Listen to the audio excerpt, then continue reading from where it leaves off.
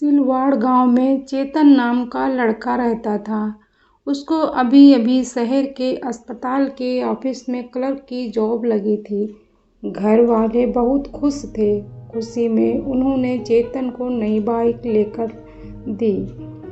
वो अपनी बाइक से ही अब ऑफिस जाने लगा था। शहर आधे घंटे की दूरी पर था। जॉब लगे अब कुछ ही महीने हो गए कि घर वालों ने उसके लिए लड़की देखना चालू किया। ये बात जब चेतन को पता चली तो उसने कहा, अरे माँ, मैं अभी शादी नहीं करना चाहता। इतनी जल्दी भी क्या है, मुझे और अच्छा जॉब मिलेगा तब देखेंगे। अभी मुझे पैसे कमाना है, आपको घुमाना है। उनकी ये बातें सुन के चेतन के पिता को भी बड़ा अच्छा लगा। उनका लड़का उनके बारे में सोचता तो है, नहीं तो आजकल के लड़के अपने माँ बाप को पूछते तक भी नहीं हैं। चेतन अच्छा लड़का था। भले ही वो दोस्तों के साथ घूमता, लेकिन कभी शराब को हाथ नहीं लगाया। घर वालों में और बस्ती में भी उसकी बड़ी इज्जत थी। जॉब मिलने को 1 साल हो गया था। उसने दिवाली के लिए सबके लिए कपड़े और मिठाई खरीदी। आज ऑफिस से जल्दी छुट्टी मिली तो वो मार्केट घूम रहा था अपने दोस्तों के साथ। दोस्तों, आप सभी को ये बात पता होगी कि दिवाली में अमावस की रात होती है। इसीलिए हमारे बुजुर्ग कहते थे कि घर में और आंगन में दिए जलाओ और अंधेरे को भगाओ। चेतन घर के लिए निकला। साथ में सामान था। वो बस गाड़ी पर बांध निकल पड़ा। रात के 9 बज चुके थे। त्योहार था तो सब अपने घरों में थे। आज रास्ता सूना था। बाहर घना अंधेरा था।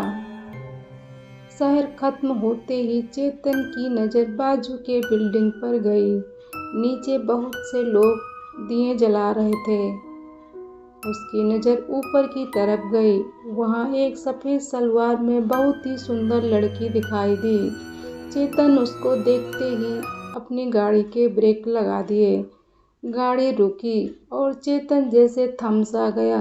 जादू भरी थी उसकी नज़र और उसका चेहरा। चेतन तो बस उसको देखकर मन में मुस्कुरा रहा था। उसकी नज़र उस लड़की से हट ही नहीं रही थी। तभी पीछे से एक ट्रक ने हॉर्न बजाया। चेतन जैसे नींद से जाग गया। उसने अपनी गाड़ी बाजू में की और फिर से ऊपर देखा, लेकिन अब वो लड़की वहाँ नहीं थी। चलो कल देखते हैं, ऐसे खुद को समझाकर वो घर की तरफ निकल पड़ा। उसको जाते हुए वो लड़की ऊपर से छत से देख रही थी।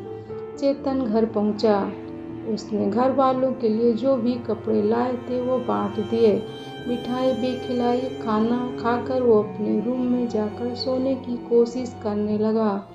आज उसको इतना थका होने पर भी नींद नहीं आ रही थी। उस लड़की का चेहरा बार बार उसके नज़र के सामने आ रहा था। वो उसको भुला नहीं पा रहा था। सुबह का इंतजार करते हुए कब उसकी आंख लग गई पता नहीं चला। सुबह नाश्ता करके चेतन ने अपना टिफिन लिया और ऑफिस के लिए निकल पड़ा। शहर पहुंचते ही वो उसी बिल्डिंग के पास से गुजरा। ऊपर देखा, लेकिन वो खिड़की बंद थी। वहाँ कोई नहीं था। थोड़ा निराश होकर अपने काम पर निकल गया। शाम को घर लौटते वक्त आज वो उसी बिल्डिंग के पास चुपके से खड़ा था। वो लड़की आज फिर से वहाँ ऊपर नजर आई। अब चेतन ने उसको देखा और उसने भी। चेतन ने अपना हाथ दिखाया और उसने भी। बस फिर क्या था। चेतन ने उसको नीचे आने को कहा, लेकिन उस लड़की ने मना किया और अंदर चली गई। चेतन जरा सा निराश हुआ, लेकिन उसने लड़की को हंसते हुए देखा था। अपनी बात बन सकती है, ये सोच के मन में ही वो बहुत खुश हो रहा था। अमावस का काला अंधेरा उसके लिए क्या लेकर आने वाला था, इस बात की चेतन को कोई खबर नहीं थी। अगली शाम जब चेतन उसी रास्ते जा रहा था, वो लड़की उसको उसके सामने एक पेड़ के पास बैठी दिखी। चेतन बहुत खुश हो गया। अपनी गाड़ी साइड में लगाकर वो उस लड़की के पास गया। मेरा नाम चेतन है और तुम्हारा? मेरा नाम निशा है, लड़की ने जवाब दिया। लेकिन तुम आज यहाँ कैसे? इतने अंधेरे में अकेले? चेतन ने सवाल किया। मैं अकेले नहीं आती तो तुमसे मुलाकात कैसे होती? निशा के इस जवाब से चेतन ये समझ गया कि उसको भी वो पसंद था। अब रोज शाम को देर रात तक वो दोनों उसी पेड़ के नीचे बैठकर बातें करने लगे। घर वाले थोड़ा टेंशन में थे कि आजकल चेतन बहुत देर से घर आने लगा था। खाना भी नहीं खाता था या कभी बिना खाए ही सो जाता था। एक दिन चेतन उस पेड़ के नीचे बैठा था। उसके घर के पास वाले अंकल वहां से गुजरे। चेतन को देखते ही कहा, अरे बेटा चेतन, यहाँ अंधेरे में अकेले क्या कर रहे हो? घर जाना नहीं है क्या? चलो, घर वाले तुम्हारा इंतजार कर रहे होंगे। हाँ अंकल, बस निकल ही रहा था। ऐसा कहकर दोनों साथ में निकल गए। घर जाकर जब चेतन सोने के लिए गया, एकदम से वो अंकल की बात उसको याद आई। उन्होंने उसको अकेले क्या कर रहे हो ऐसा कहा था। दूसरे रात जब वो निशा से मिला तो उसने ये बात उससे पूछी।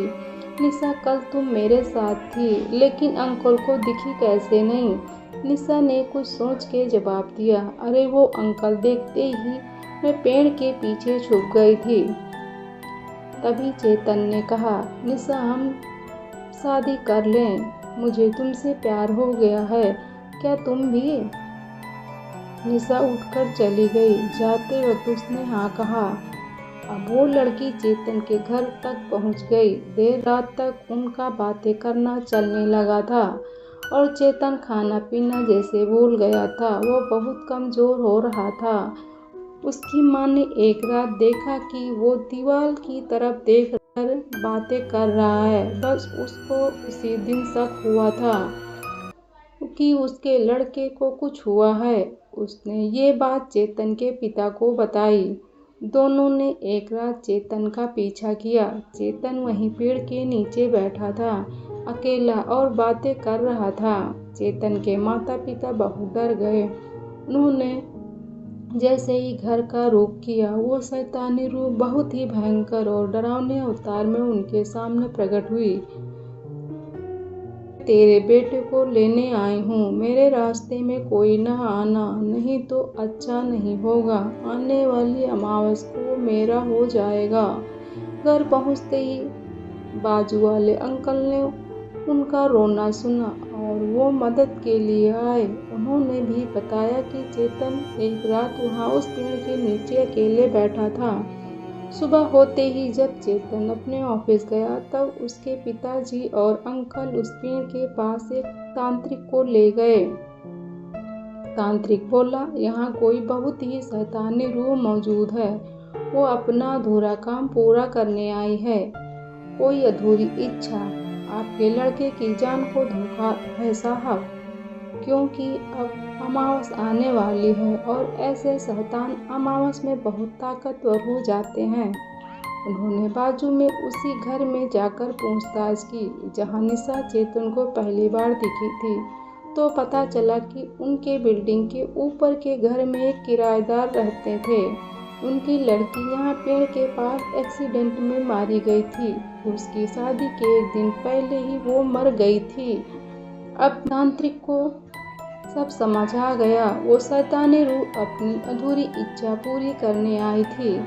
दूसरी रात अमावस की थी। बाहर बहुत घना अंधेरा था। वो तांत्रिक और चेतन के माता पिता उस पेड़ के पास पहुंचकर दूर से चेतन को देखने लगे। काफी वक्त तक चेतन एक ही जगह पर बैठा था। उसने दूल्हे का कपड़ा पहना था। आज वो दोनों शादी करने वाले थे। वो डायन उसको आज लेकर जाने वाली थी अपनी दुनिया में। तांत्रिक ने अपने मंत्र पढ़ना चालू किया, लेकिन देर हो चुकी थी। सामने से जब आकर देखा तो चेतन मर चुका था। उसके गले से खून टपक रहा था। निशा ने अपनी आखिरी इच्छा पूरी की, चेतन की जान लेकर। तो दोस्तों ये कहानी आप लोग को कैसी लगी? अच्छी लगी हो तो प्लीज़ मुझे कमेंट करके ज़रूर बताएं। मिलते हैं ऐसे एक नई कहानी में। तब तक के लिए बाय बाय, टेक केयर।